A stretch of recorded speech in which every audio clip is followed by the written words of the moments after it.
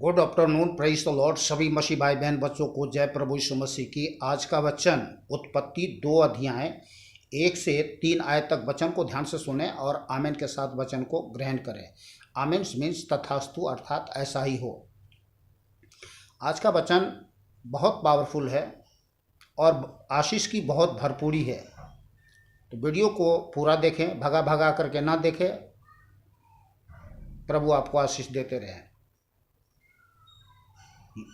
2 अध्याय 1 से 3 आयत तक।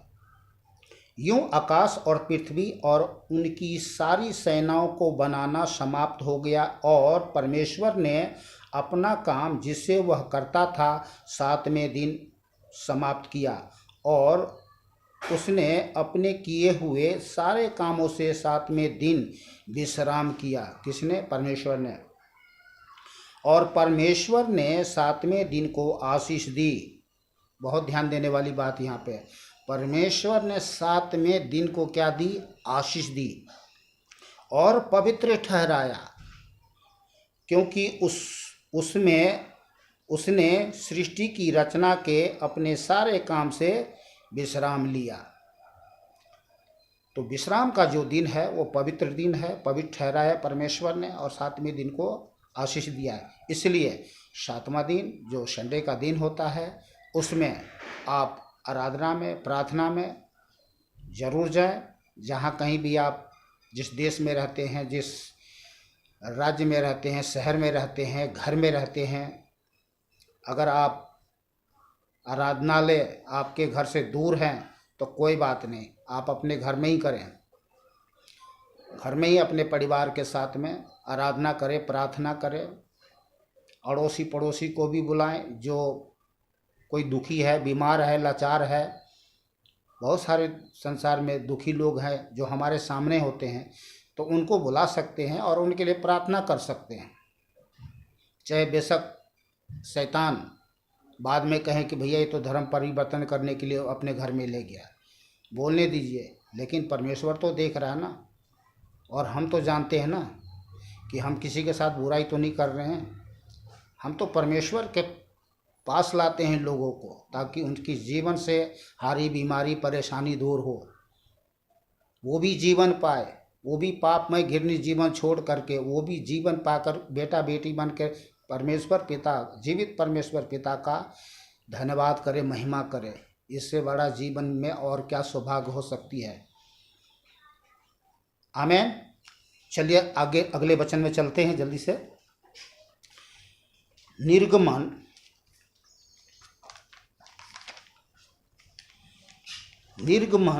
20 अध्याय 8 से 11 आयत तक। तू विश्राम दिन को पवित्र मानने के लिए स्मरण रखना। ये नहीं कि 6 दिन काम काज किया और 7वां दिन भूल गए, किसी और ही बातों में, किसी और ही कामों में फंस गए, चले गए, किसी से मिलने चले गए। परमेश्वर का आदर करें। परमेश्वर ने उस दिन को आपके लिए भरपूरी का आशीष ठहराया है, तो आशीष लें। यदि हम पहले मैं आपको पूरा पढ़ के सुना दूं। तू विश्राम दिन को पवित्र मानने के लिए स्मरण रखना। तो पहला आपको स्मरण रखना है। सब और कुछ बातें भूल जाएं, लेकिन ये बातें ना भूलें। 6 दिन तो तू परिश्रम करके अपना सब काम काज करना, परंतु 7वें दिन तेरे परमेश्वर यहोवा के लिए विश्राम का दिन है। उसमें ना तो किसी भांति का काम काज करना और न तेरा बेटा, न तेरी बेटी, न तेरा दास नौकर चाकर जैसा, न तेरी दासी नौकर नौकरानी जैसे घर में रखते हैं, न तेरे पशु अगर पशु है, न कोई तेरी परदेसी पशु को भी हल जोतने के लिए, जैसे पशु होते हैं हल जोतने के लिए आते हैं, उसको भी विश्राम मिलना चाहिए। न कोई तेरी परदेसी जो तेरे फाटकों के भीतर रहता हो,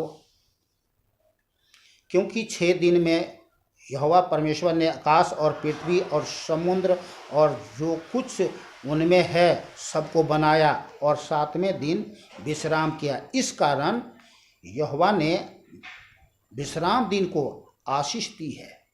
क्या दी है? आशीष दी है और उसको पवित्र ठहराया है। आमीन। तो स्मरण रखना, कल संडे है, संडे में ज़रूर जाएं, प्रार्थना में ज़रूर जाएं। और जैसा मैंने पहले भी बताया कि अगर आपके पास, आपसे कहीं आराधनालय दूर हैं, आसपास नहीं है, तो घर में करें, पर करें। आधा घंटा करें, 1 घंटा करें, आपकी मर्जी है।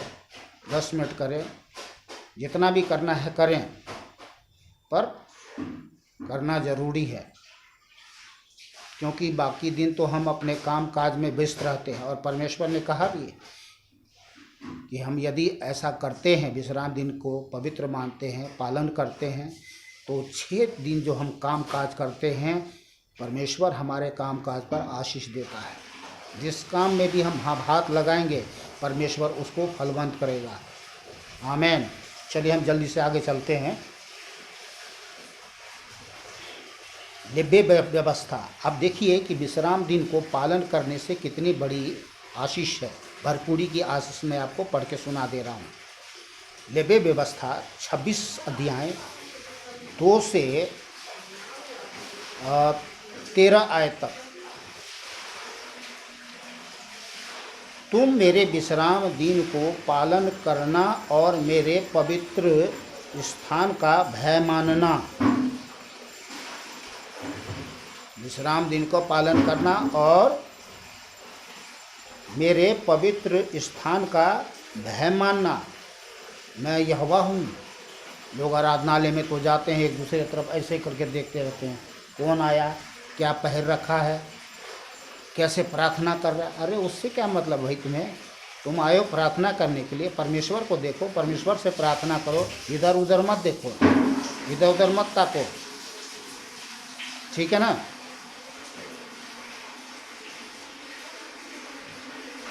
लोगों को ताक झांक करने का एक और भी सोच विचार होते हैं। कुछ लोग गंदे भी जाते हैं, तो वो माहौल को ख़राब करते हैं। जो अब खैर हम बुरा नहीं मानते, पर नए लोग कभी देखा नहीं, सुना नहीं, तो वो तो देखेंगे भाई कि कौन क्या कर रहे हैं, प्रार्थना कर रहे हैं। हमारा ध्यान सिर्फ परमेश्वर पर होना चाहिए, ताकि हमें देख करके वो भी लोलीन हो करके वो भी प्रार्थना कर सके, जो नए लोग होते हैं। तुम मेरे विश्राम दिन का पालन करना और मेरे पवित्र स्थान का भय मानना। मैं यहोवा हूँ, अर्थात सर्वशक्तिमान परमेश्वर हूँ। यदि तुम मेरी विधियों पर चले और मेरी आज्ञाओं को मानकर उनका पालन करे, यदि तुम मेरी विधियों पर चलो और मेरी आज्ञाओं को मानकर उनका पालन करो, तो मैं तुम्हारे लिए समय समय पर मेघ बरसाऊंगा। बहुत बड़ी आशीष है, समय समय पर मेघ बरसाऊंगा। तभी हमारी भूमि क्या करेगा? उपज देगी, और हम खा करके तृप्त होंगे, हमारी धन संपत्ति बढ़ेगी। तो मैं तुम्हारे लिए समय समय पर मेघ बरसाऊंगा, ठीक समय समय पर। आजकल हो रही है बारिश, क्या बारिश हो रही है आज का समय पर? नहीं हो रही है। क्यों नहीं हो रही है? लोग क्या कर रहे हैं? परमेश्वर का भय नहीं मान रहे, आराधना नहीं कर रहे हैं, प्रार्थना नहीं कर रहे हैं। और जो लोग कर रहे हैं वो आशीष पा रहे हैं। तथा भूमि अपनी उपज उपजाएगी और मैदान के वृक्ष अपने अपने फल दिया करेंगे। यहाँ तक कि तुम दाख तोड़ने के समय भी दाउनी करते रहोगे और बोने के समय भी भरपेट दाख तोड़ते रहोगे। और तुम मनमानी रोटी खाया करोगे। मनमानी, जो मर्जी खाओ, जितना मर्जी खाओ, और अपने देश में निश्चिंत बसे रहोगे। कोई डर नहीं, भय नहीं, चिंता नहीं, कोई दुख नहीं, भूख नहीं, संकट नहीं, समस्या नहीं, विपत्ति नहीं। इतनी भरपूरी परमेश्वर आशीष देने की इच्छा रखता है और देता है। और मैं तुम्हारे देश में सुख चैन दूंगा। आहा, तुम्हारे देश में मैं क्या दूंगा? सुख चैन।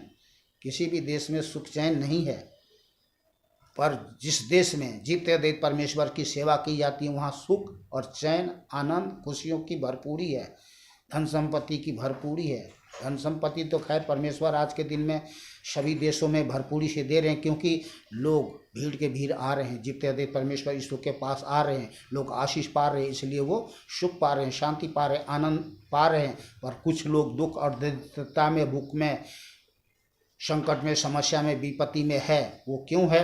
वो इसलिए कि उसका मन कठोर है, जीते देव परमेश्वर के पास नहीं आ रहे हैं, आराधना में नहीं जा रहे, प्रार्थना में नहीं जा रहे, प्रार्थना नहीं कर रहे हैं। जीते हाँ जाते हैं, कहाँ जाते हैं? जहाँ सांप है, बिच्छू है, कुत्ता है, सुगर है और शैतान है, वहाँ जाते हैं और उसी की उपासना करते हैं।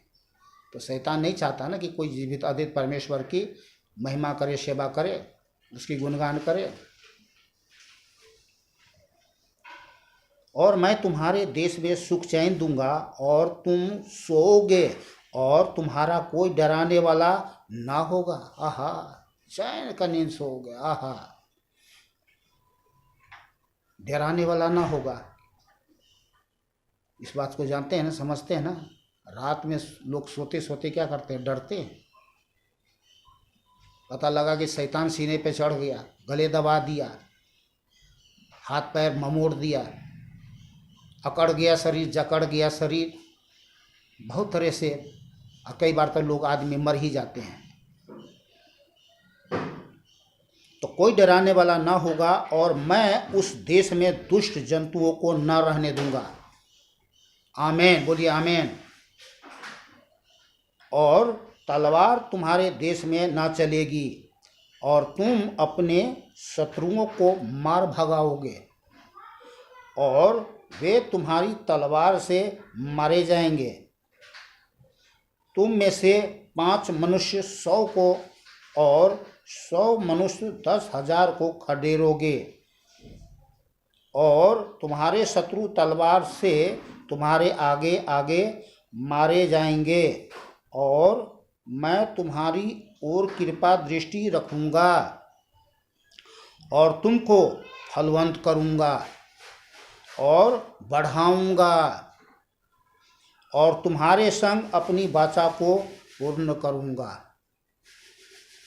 और तुम रखे हुए पुराने अनाज को खाओगे, रखे हुए पुराने अनाज को खाओगे और तुम रखे हुए पुराने अनाज को खाओगे और नए के रहते भी पुराने को निकालोगे। आहा, हालेलुया। नए रहते वे भी पुराने को निकालोगे। और मैं तुम्हारे बीच अपना निवास स्थान बनाए रखूंगा। हालेलुया। परमेश्वर ऐसा परमेश्वर है जो हमारे बीच अपना निवास स्थान बनाए रखते हैं। ये तब जब जीते अद्वित परमेश्वर की हम महिमा करते हैं, स्तुति करते हैं, बड़ाई करते हैं, प्रशंसा करते हैं। पवित्र दिन को, जो परमेश्वर ने जिस दिन को पवित्र ठहराया है, पवित्र मानते हैं, विश्राम दिन को पवित्र मानते हैं, पालन करते हैं तब। और मेरा जी तुमसे घृणा नहीं करेगा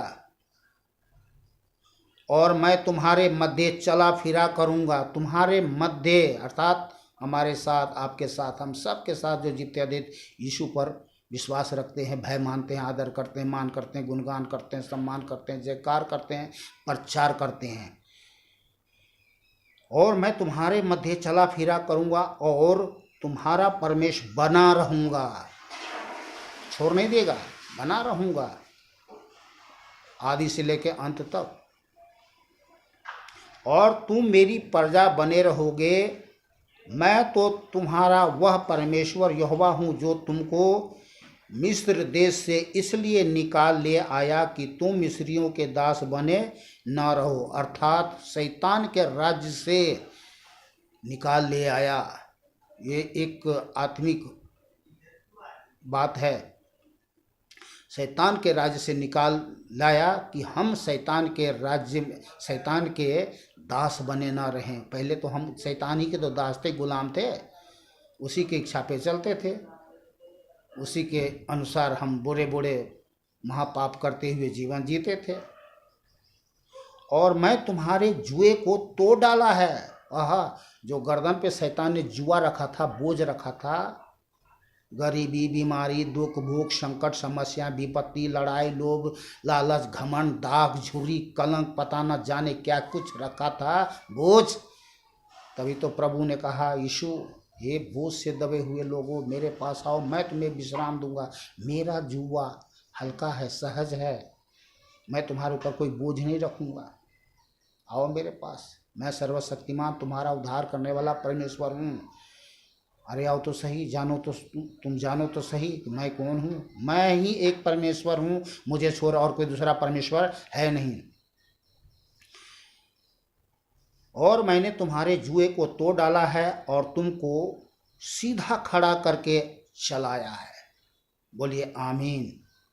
ये है परमेश्वर का महान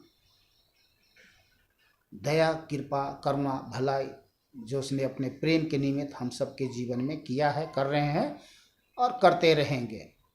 तो हमें ध्यान रहे कि हमें जो दिन परमेश्वर ने पवित्र ठहराया है, विश्राम दिन ठहराया है, जिस दिन को आशीष दिया है, हमें भूलना नहीं चाहिए, हमें स्मरण रखना चाहिए। आमीन।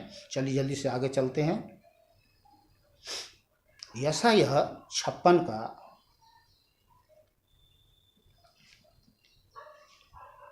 यशायाह 56 का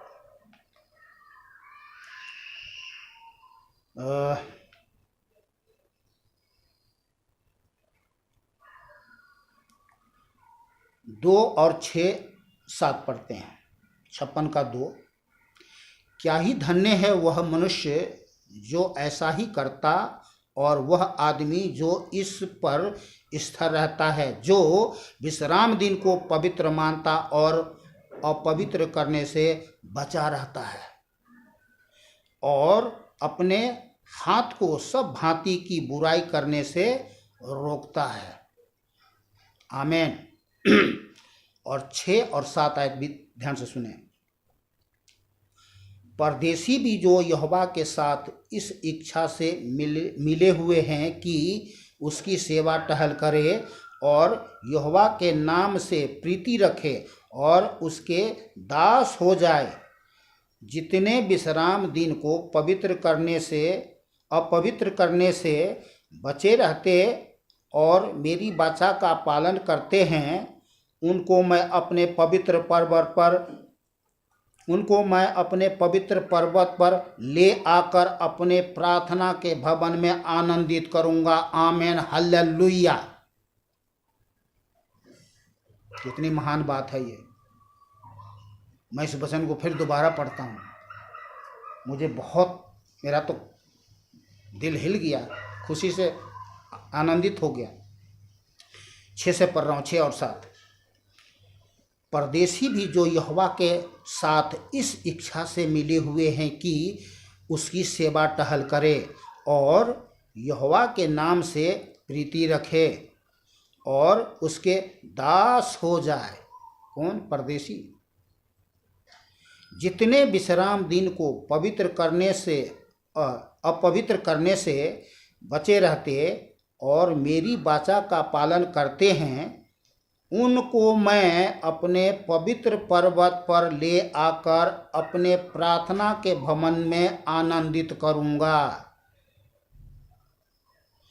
उनके होम बलि और मेल वेदी मेरी वेदी पर ग्रहण की जाएगी।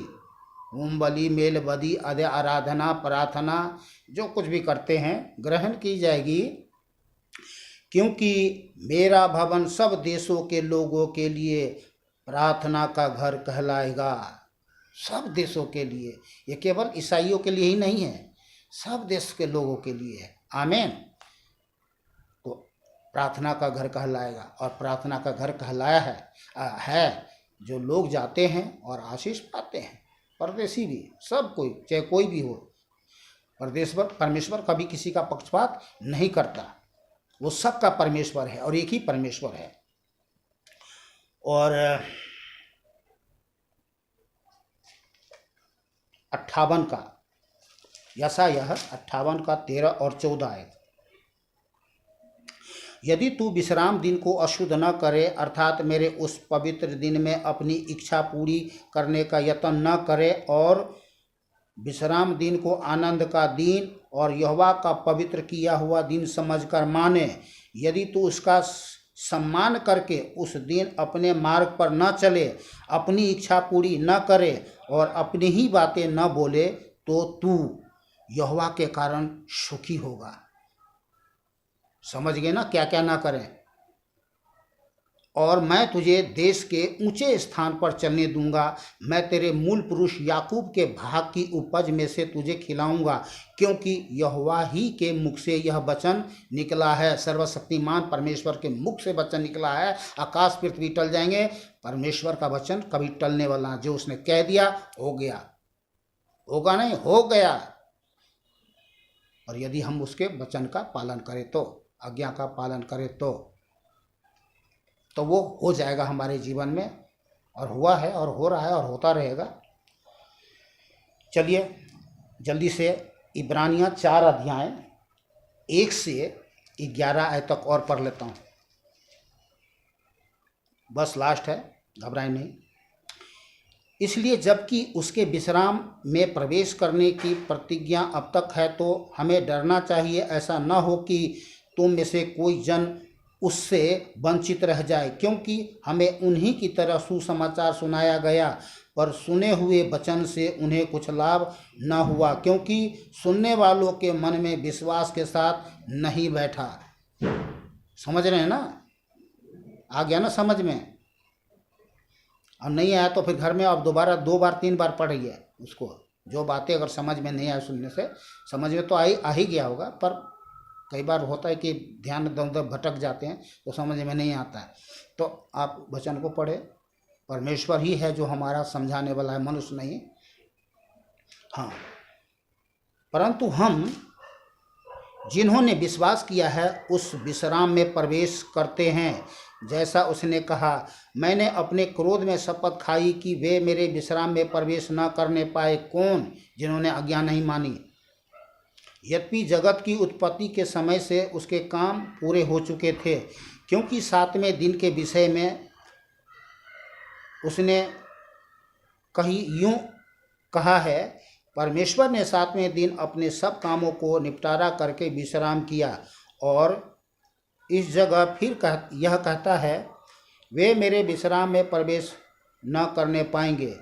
तो जब यह बात बाकी है कि कितने और हैं जो उस विश्राम में प्रवेश करें, कितने और हैं, तो बहुत सारे लोग हैं दुनिया में जो अब तक प्रभु परमेश्वर यीशु के पास नहीं आए हैं, तो उनके लिए विश्राम का दिन है। तो प्रवेश करें, और जिन्हें उसका सुसमाचार पहले से सुनाया गया, उन्होंने आज्ञा न मानने के कारण उसमें प्रवेश न किया। इसलिए वह किसी विशेष दिन को ठहरा कर इतने दिन के बाद दाऊद की पुस्तक में उसे आज का दिन कहता है, जैसे पहले कहा गया, यदि आज तुम उसका शब्द सुनो तो अपने मनों को कठोर न करो। क्योंकि यदि यहोशू उन्हें विश्राम में प्रवेश करा लेता तो उसके बाद दूसरे दिन की चर्चा न होती। अतः जान लो कि परमेश्वर के लोगों के लिए शब्द का विश्राम बाकी है, क्योंकि जिसने उसके विश्राम में प्रवेश किया है उसने भी परमेश्वर के समान अपने कामों को पूरा करके विश्राम किया है। अतः हम उस विश्राम में प्रवेश करने का प्रयत्न करें, ऐसा न हो कि कोई जन उनके समान आज्ञा न मानकर गिर पड़े। किनके समान? जो संसार में जी रहे लोग, पहले के लोग। बाइबल में आप जानते हैं, पहले के लोग परमेश्वर के विरोध महापाप करते जीवन जिया, परमेश्वर की आज्ञा का पालन नहीं किया, पवित्र दिन को पवित्र नहीं माना, और विश्राम दिन में अपने कमाते रहे, खाते रहे, भोग विलास करते रहे और जीवन जीते रहे। तो उनके समय चलिए, आज के वचन के लिए प्रभु परमेश्वर यीशु को कोटि कोटि धन्यवाद। मिलते हैं फिर कल तो विश्राम का दिन है, कल नहीं कोई वीडियो बनाऊंगा।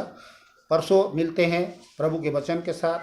सभी भाई बहन बच्चों को जय प्रभु यीशु मसीह की। खुश रहे, आनंदित रहे, सुरक्षित रहे और भला चंगा रहे।